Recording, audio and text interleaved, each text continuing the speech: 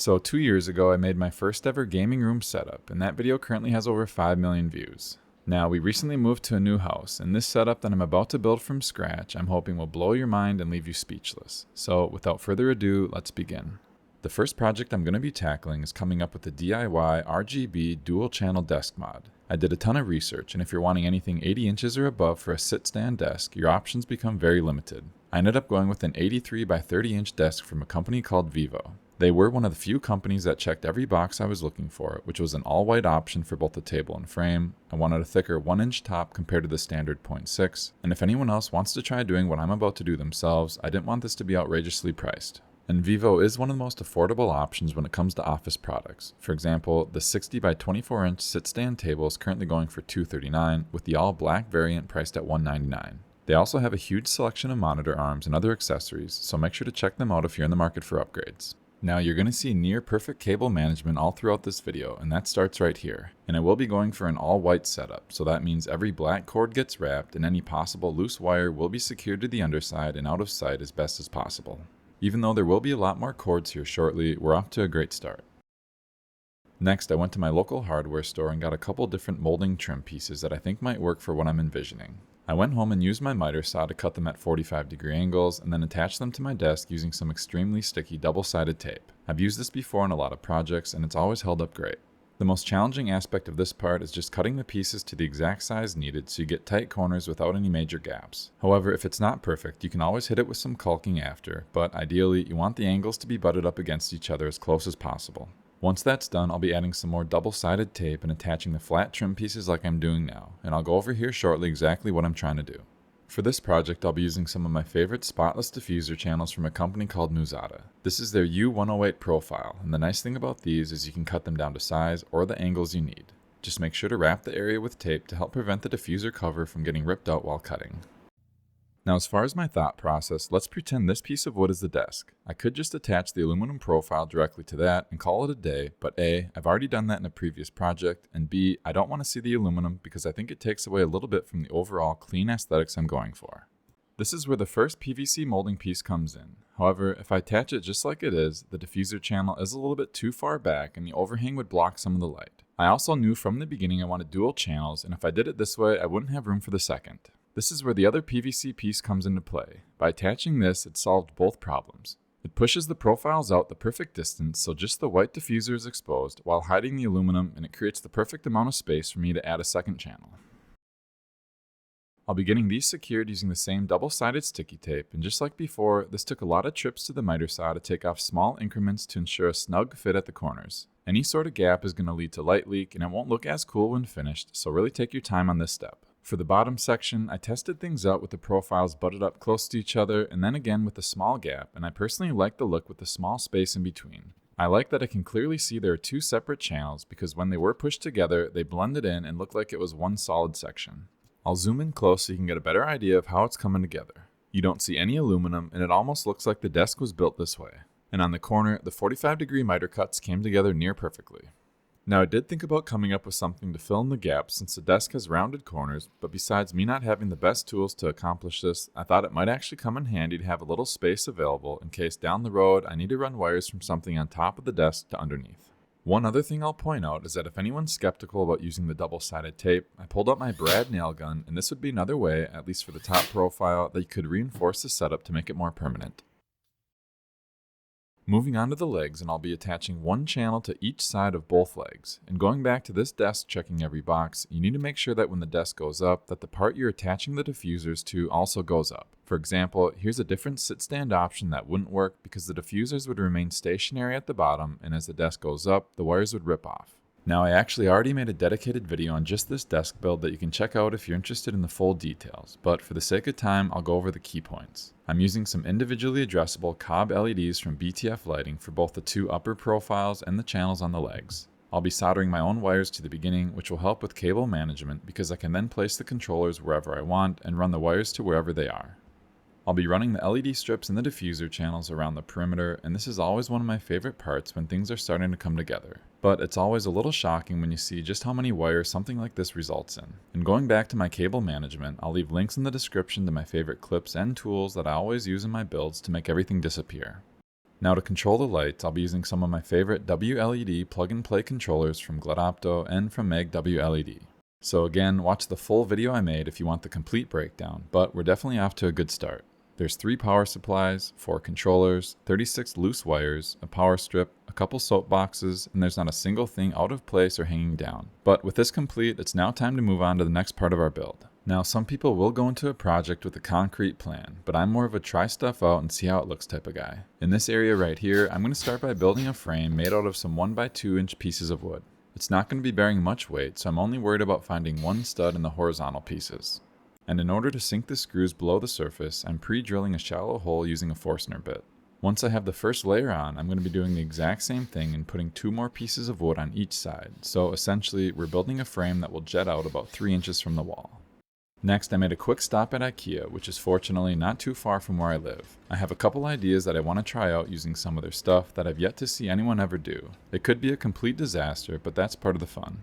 Now before moving on, I want to thank the sponsor of today's video, Aura. So this is me signing up for their free 14-day trial, and during this setup process, one of the many things they do is scan the internet for data brokers that have your personal information. These data brokers then make a fortune selling your information to spammers, scammers, and other entities that want to know more about you. Now, Aura was able to find 30 such instances of my personal information being in the hands of these companies. Then, with one click, Aura sends out a notice to have my information removed from their systems, which they are legally required to do when asked. Their all-in-one platform offers antivirus protection, credit monitoring, credit lock, financial transaction alerts, secure VPN, identity protection, parental controls, 24/7 US-based customer service, and much, much more. I'll leave a link in the description for you to start your own free 14-day trial, so please make sure to check them out. Thank you all so much, and now back to the video. I got home and moved the desk out of the way to clear up some space to start working. Now I noticed a while back that IKEA's floating wall shelves were all the same depth and width no matter what size you got, and that got me wondering if I could make one big rectangular type box with multiple units combined. I first got everything set up on a couple sawhorses, and sure enough, everything lined up perfectly with all the sides, both front and back, being flush with each other. Next, I used some clear drying Gorilla Glue and some clamps to secure all sides together. And make sure to have a damp paper towel or cloth handy, because once you tighten the clamps, you'll have a little glue coming out from the sides that you'll want to clean up. I'll let that dry for about 24 hours, but in the meantime, going back to me winging things, I realized I don't really like the placement of the wooden frame that I just hung up, so I went ahead and took it down and moved it slightly down and to the right. And that's just sometimes how it goes, because you'll never really know how something looks until it's up, and I've definitely had my fair share of these moments. Moving on, I did the exact same thing with their smaller length floating shelves to make another rectangular box. I glued that up the same way as the first one and let that dry for 24 hours. So of course I had a bunch of screw holes in the wall from where I moved the frame, and I used some spackling to fill everything in. I let it dry and then gave it a light sand so that the wall is ready to paint whenever I want to do that. It was now time to hunt for a large sheet of acrylic. I found some at Menards, and if you're from the Midwest, that name should sound very familiar.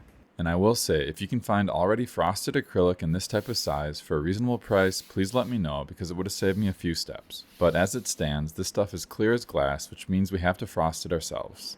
I took it outside and used an orbital sander with 320 grit paper and spent the next few hours sanding both sides. I think I ended up doing each side 4 times while cleaning off the dust after each pass. It's for sure a labor of love, but I'm hoping the end result will be worth it. And for anyone unfamiliar with this technique, light will pass right through a clear material, but when you sand the acrylic, it scratches the surface and makes it so the light bounces around and you can see the actual color. Once the sanding was done, I needed to cut this into 2 pieces that would fit the exact size of the 2 rectangular cubbies we just built using the floating shelves. I borrowed my brother-in-law's table saw, and with the help of Big Blue, I was able to make the cuts.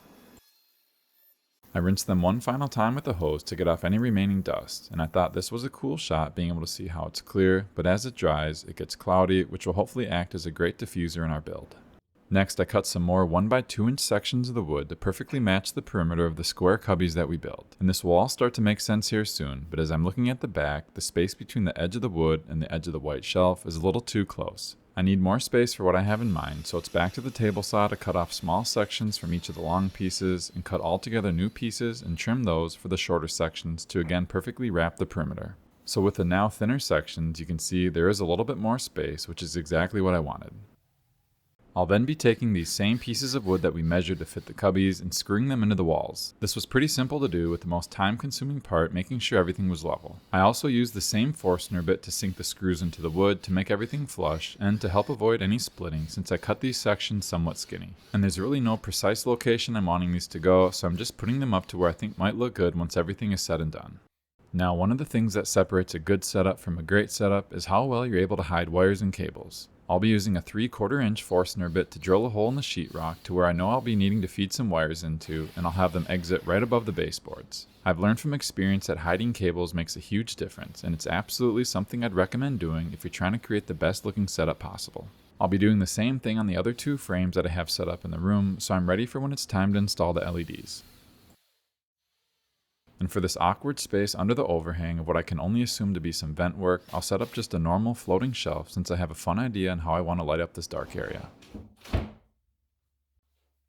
So to mount the big display, I had an idea. Since the small sections have the brackets already installed, I thought it would be easiest to see if I can mount it using those. I measured the exact placement of where these were and marked them on the top wooden piece that I already have secured in the wall, where I was able to hit 1 stud, plus I used a drywall anchor. I then used 2 screws at the exact locations I had marked out, and lo and behold, I was able to mount the cabinet on the wall for this quick test.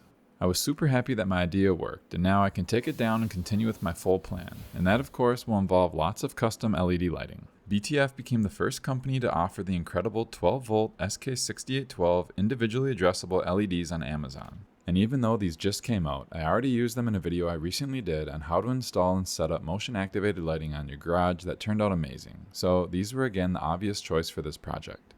They have a dedicated white LED to go along with all the RGB options. It has 60 LEDs per meter, which is what you need for a spotless effect. They remain individually addressable for smooth animations, and they're 12 volts, so you can do longer runs without needing to inject power. These also might be the most solder-friendly strips available. Here I have them right above the 5-volt SK6812 strips, and the copper pads in the 12-volt variants are much larger, giving you more real estate for connecting your own wires for custom installs.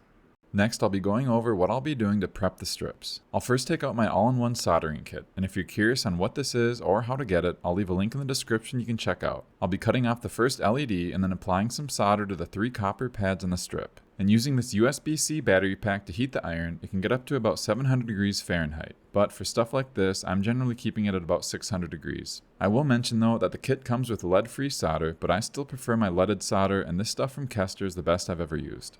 Next, I'll be prepping my own wires to attach to the strip. This will give me the flexibility to have my controller and power further away from the start of the lights. And I recommend to use more than you think you'll need because you can always cut them shorter later. And to make this project as easy to follow, I'll keep everything as consistent as possible. Red will always be power, green will be data, and white or black will be ground or negative. Now I don't want to take up too much more time going over every detail of soldering and getting the wires attached to the strip, so I'll speed through this part. But just know that I already made a couple how-to solder videos that goes over everything I'm doing here with close-up footage and extreme detailed commentary that I'll link in the description if you're interested in learning this simple skill. Learning how to solder when it comes to LED projects gives you so much more freedom in creating anything you can think of because you no longer have to rely on finding that perfect solder-free connection that may not even exist for what you need it to do. So for running my LED strip wires through the wall, we have to go fishing. Lots of different ways and tools you could use, but I've had great luck with the MagnaPull. If you have some tightly packed insulation, you'll probably want to use one of these 2 very strong magnetic leads to get through to the bottom. But for this interior wall in my basement that has no insulation, the simple magnetic chain is usually the easiest way to go. Just tape your wires to the end, drop it down the hole, and use the magnetic wheel on the outside to guide it down to where you need it, and then I just usually use the tweezers to retrieve the chain. From here, it's as simple as pulling the chain, which will feed our wires that we soldered to the beginning of the strip down to the bottom opening, where we'll eventually be able to connect it to our power and controller. I then did the exact same thing with the other 2 openings I'd previously made in the other areas. Next, I'll be sticking the LED strips along the inside perimeter of each of our 3 frames that we have on the wall. The goal here is to get it as close to the outer edge as possible, which is going to help with our lighting effect. And even though I'm starting each of these in the lower left corner and going clockwise, it really doesn't make any difference, so don't worry if you end up going in a different direction or have a different starting point. Now if you watch my channel, you also know I love to do a lot of projects with Govee's plug-and-play lighting, but for stuff like this where you need precise lengths and you want a very specific type of LED lighting effect, going this more DIY route is absolutely the way to go. But I realize not everyone has the time or desire to go this in depth, so I'm absolutely glad companies like Govee exist to fill that space. Moving on, we can finally bring back out the frosted acrylic, and if you remember, I cut this down to size so it would fit the entire backside. Once I have it lined up, I'm going to make a small mark at what will be the lower left hand corner when we have it up, and use a small Forstner bit to make a hole through the acrylic. You'll see why I'm doing this here in a little bit. Next, I'll be drilling 4 small pilot holes and then using a Forstner bit to create a smaller recess so the screws will again sit flush with the surface. And this acrylic isn't super thick, so make sure you don't go too deep. And I ended up just doing 4 screws, 1 in each corner to hold the acrylic in place. Before getting this remounted, I'll be running another set of 3 wires through the same hole on top down to the bottom, because I'm going to eventually be adding another LED strip to this unit, but this is where I need to run these wires from the top through the small hole we just cut out of the acrylic. So I can finally get this put back up on the wall, and if you're not quite sure what's going on, we now have the frosted acrylic as our backing to this unit, but since the wooden frame pushes it out about an inch, that gives us just enough space for the LEDs that we lined around the inside perimeter of the wood to backlight the cubby, which will hopefully provide for some awesome visuals. For the smaller unit, I'll be doing things slightly different. I'll first get the extra wires fed through the top hole just like before. Now to get this one mounted, I'll be using one of the included sections that will slide into the top shelf circular cutouts, but to do this, I need to drill a couple holes in the acrylic for it to fit.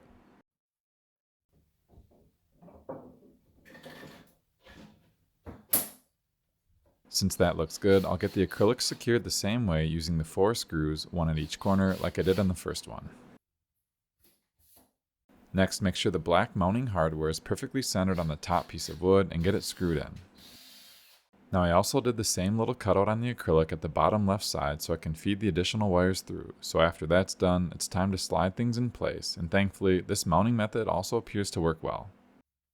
So you're probably wondering what I'll be doing with this third frame on the right side. The first thing is painting the inside and outside parts of the wood. I probably should have done this before putting on the lights, which would save me some painter's tape, but I'm not always the best at thinking ahead. Once dried, I'll take off the blue tape that was covering the LEDs, and you'll see here shortly why I didn't need to paint the outer face.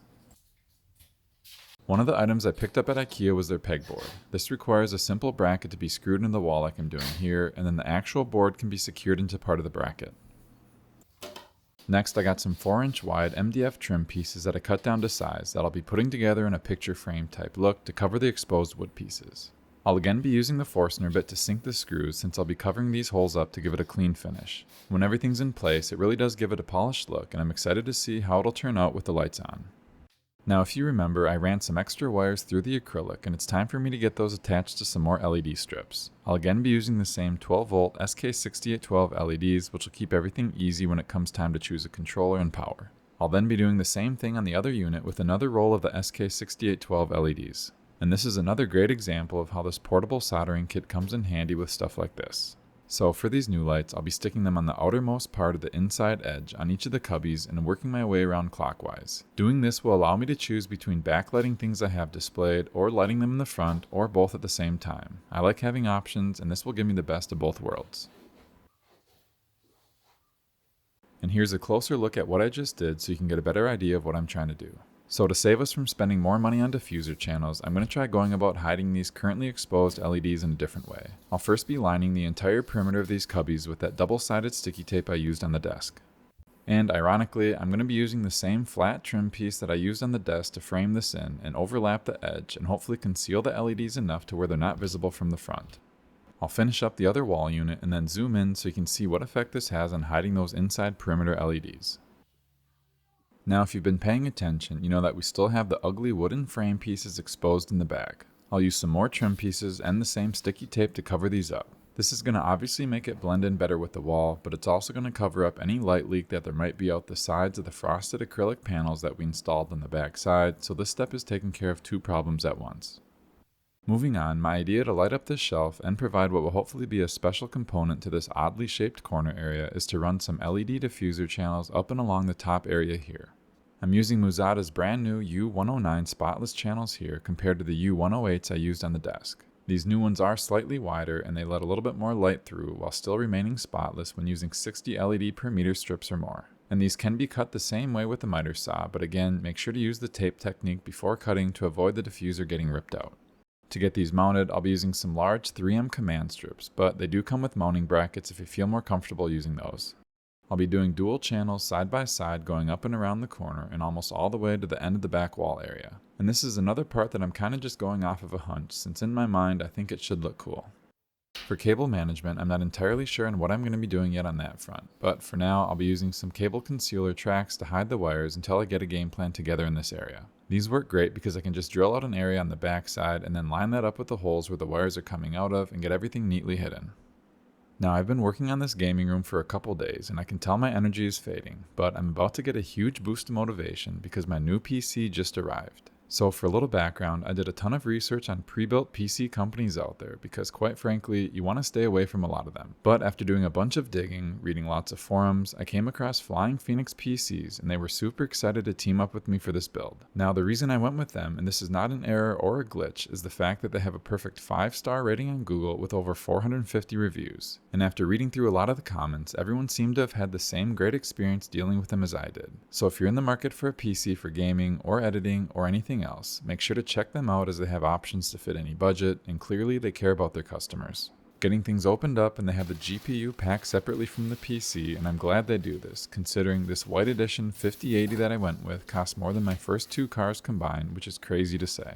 From there, I'll get the box with the tower in it removed, open that up, and as you can see, everything's packed to perfection. And since there's no easy way to lift this out, I'll generally just cut along the corners and bring it out that way. I'll flip it right side up and then gently get it out of its styrofoam casing. And yes, I went with the O11 Vision because I still think this is the best looking case on the market, followed closely by the Y70 Touch. Now, once I got the side panels off, I started removing the internal packaging that keeps the components safe during shipping. And as you can see, the GPU does need to be installed, but that's super easy to do. This is the opening where it'll go, and you also have to remove the top 3 screws over here for this particular build. Now, for the GPU, I went with the white Zotac 5080, and this thing's absolutely gorgeous. But unfortunately, you definitely pay a premium for white parts, and this card was no exception. I'll go ahead and get this snapped into the opening and then reattach the screws. Then finish up by connecting the PCI cable to the side and you're all set. So again, big shout out to Flying Phoenix PCs for building this absolute beast of a machine. And I really hope this video will end up bringing more attention to your company because you 100% deserve it. Next, we need to talk about monitors, and I really have my heart set on this new 5K 2K LG bendable screen, but the only issue is it's not yet available, and I don't want to spend $2,000 on their fixed curve monitor because if I'm being honest, due to the aggressive curve, it doesn't photograph well in terms of aesthetics. So to hold me over until LG releases their bendable model, I bought the 42-inch LG OLED C5. Now I've heard so many people say that they've loved using the C3 and C4 as their monitor, so I thought this would be a perfect time to give it a try myself. I will say though, if you're a hardcore competitive gamer, you'll probably want more than the 144Hz refresh rate that the C5 provides, but for most people, this will be sufficient. Now, since the C5 is technically a TV, it doesn't come out of the box compatible with VESA adapters, so I picked up this kit. This will allow me to mount the TV to the monitor arm, and the one that I'm using is again from Vivo, which supports up to 33 pounds, with the C5 coming in only at 22. The first thing you do is take the mounting plate from the arm and attach it to the adapter. So because of the RGB mod I did on the desk, I do need to add a little bit of thickness to the underside of the table for the bracket to mount on. You'd also have the option to screw the arm into the table, but since I'm sure I'll be trying out different monitors down the road, I need the flexibility to move things around. From here, I'll bring back the TV and use the black spacers that the kit came with, and then screw on the adapter plate, which already has the mounting bracket on. Once that's done, the bracket will slide into place at the end of the arm, and you can adjust the tension either higher or lower depending on how much the monitor weighs. So the reason I wanted to get the PC and monitor set up like it is now is because I need to start mapping out a path along the back wall where I think it would look good to add some perfectly diffused LED tracks. I want everything to complement the flow I currently have going on, so I'm marking things out with some tape to ballpark where I want to start putting the profiles. I'll speed through this part since it was probably the most time-consuming aspect of the build. I used more of the new U109 profiles, and this required lots and lots of cuts and precise measuring to get everything as straight and clean looking as possible. And I'll again be using 3M sticky pads to mount these. Now as far as my thought process, I want all these lights to almost look as if they're shooting out of where the back of the PC and the desk will be, and at least in my mind, this has the potential to look pretty sweet. I also thought it would be awesome to have the lights split off from one another while 2 channels go up over the top and then everything meets back up on the left side. It was time for me to go back to the soldering station, and I connected long 18-gauge wires to the beginning of 6 more rolls of the 12-volt SK6812 LEDs. After removing the diffuser cover on our first run, I was able to start getting the strip in the profile. My guess is you may be wondering how I make these 90-degree turns. Well, I'm doing the controversial bend method. And if you're curious on what that is, here's a close-up example of what you do. I've done this in other projects in the past, and 2 years have gone by, and I've had 0 issues with doing turns this way, so that's why I don't mind using this approach. You could use corner connecting pieces with these channels because they are wide enough, but that approach leaves a dark spot at the corner where there wouldn't be an LED. Once I got to the end, I cut off the extra lights, snap back on the diffuser covers, and just like that, our first run is done. Now, one thing that's going to help me keep everything straight is taping together the 3 wires from each LED strip, and I'll be labeling this one 1 so that when I get everything connected to the controllers, I don't have 18 wires that I'm trying to sort out. Since the remaining 5 sections are just a rinse and repeat of what I just did, I'll speed through this. You will notice that I get the vacuum out, and that's because when you cut these, little aluminum pieces will shoot out into the channel, so I'm quickly cleaning things up so that the LED strip doesn't have anything in the way when it's sticking to the bottom of the channel. And one of the beauties of using LED strips like this is that you can keep all the leftovers, because they can get used for something else down the road, and I can even solder the strips together to make another long run. You have a lot of flexibility and nothing ends up getting wasted. So this leaves me with a bunch of wires, but I had an idea that I think should work pretty well. I got a little white decorative box that I'll be hanging on the wall by just having it rest on a little piece of wood, and I'm purposely positioning it right over the outlet. And I'll be doing this for both sides. Now my take on this area, since it'll all be under the desk and mostly out of sight, as long as you make everything neat and tidy, I don't think it's worth tearing up the wall even further to do something crazy. So I marked out on the boxes where I'm going to be running the wires through and cut out notches using the table saw. To organize all the wires, I'll be doing epic cable management with some raceway tracks. I'll be using all the included T-joints and corner angle pieces that this kit has to offer to make sure there's not a single wire visible or out of place. I'm basically trying to run everything down towards the baseboard and then over to the box that we just put on the wall and then run them up to where I'll have the controllers and the power supply housed and completely out of sight. I'm also going to be adding our wires from the pegboard project that we did on the sidewall to the tracks and up into the box. And as always, it's super fun when your ideas actually pan out the way you'd hoped. Then it was just a matter of doing the same thing with the other box for the LED strips that I have coming out of both of our wall-mounted cubbies. Moving on, I'll be using one of my favorite WLED plug-and-play controllers from Buildout. This has everything I could want, including 4 data outputs, a mic, and a built-in 15-amp fuse, among other things. Getting this connected to your LEDs is super easy. Here's your voltage and here's your ground slot, but since we want to take advantage of all 4 data outputs, they include beefy, what looks like 16-gauge red and black wires. Go ahead and connect the red to the voltage opening and then the black to the ground. They also include these Wago connectors, which splits the data and ground. Connect one to the red and the other to the black.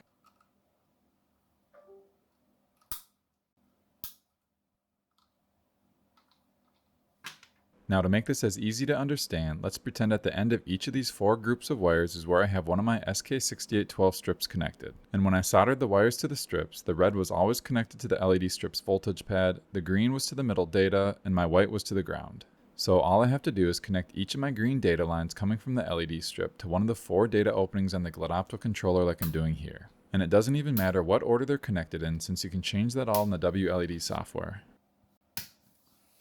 Then you can open up the slots in the Wago connectors, and this is pretty self-explanatory.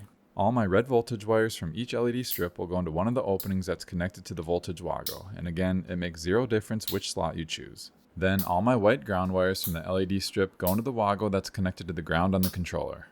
Last but not least, take your power supply, which has to match the voltage of the LEDs, and plug it into the left side of the controller. For example, since I'm using 12-volt LEDs, I need a 12-volt power supply, and I'll be using a 12-volt 10-amp unit. And I already made full-length getting started videos for both the Buildout controller and the Meg WLED, so if you're curious on how to get everything set up to work with the LEDs, I'll leave links to those videos in the description.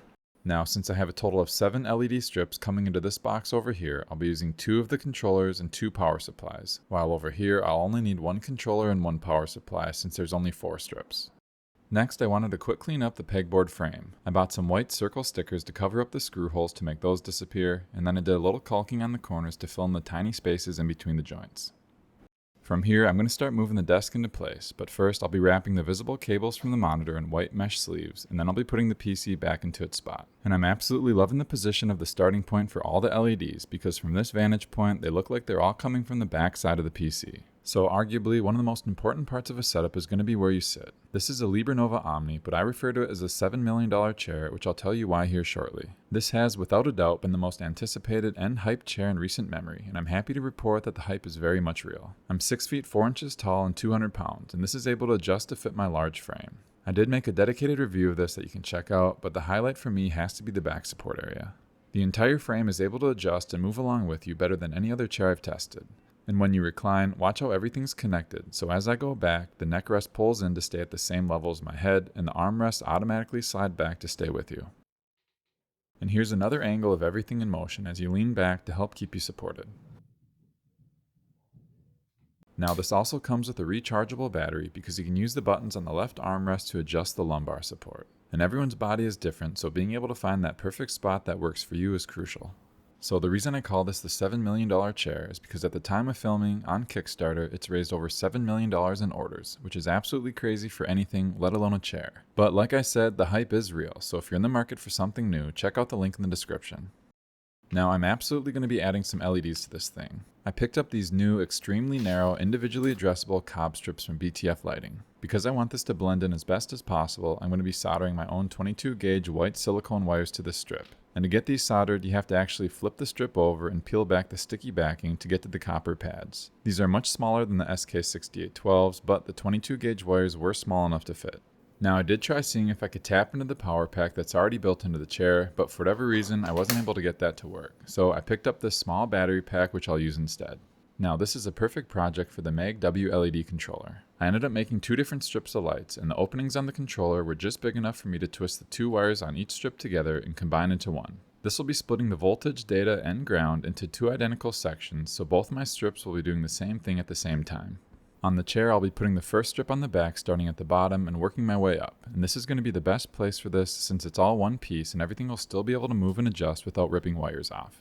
For the second strip, I'll be doing the same thing on the other side, making sure that they're both aligned at about the same place. Then I use some clips to clean up the wires and double-sided sticky tape to mount the power pack under the chair where it won't get crushed when you lean back. I did have to shorten all the wires to get rid of the extra slack, and finally I used some more sticky tape to attach the Maher WLED controller to the power pack. And once everything's done, when you zoom out and look at this from a normal human height, it's pretty much completely concealed within the framework of the chair. So for this display case over here, I had an idea that I really wanted to try. I took a little hook and screwed it in at the top center area of the cubby.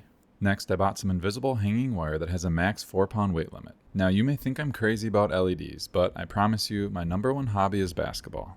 So it shouldn't be too difficult to guess what my favorite anime of all time is, and bonus points for anyone who knows who this character is. My goal is to have some of these incredible figures from the show look like they're levitating midair. And I'm super pumped to see how this looks because the wire's so thin that it pretty much disappears.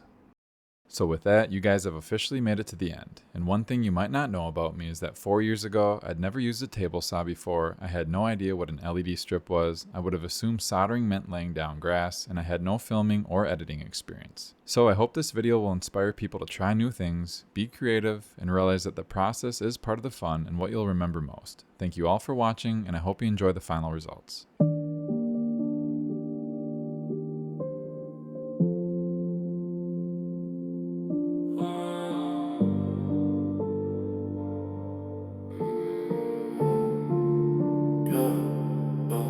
I'm getting tired of all these nightmares. Hold me close, I want you right here.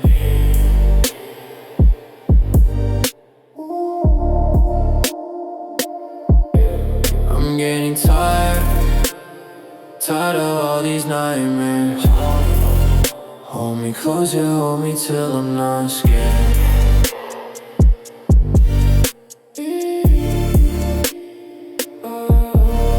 Next to you, everything feels right. Next to you, lost in the midnight. Next to you, everything feels right. Next to you, lost in the midnight. Yeah, I'm getting tired of all these nightmares. Hold me close, yeah, I want you right here.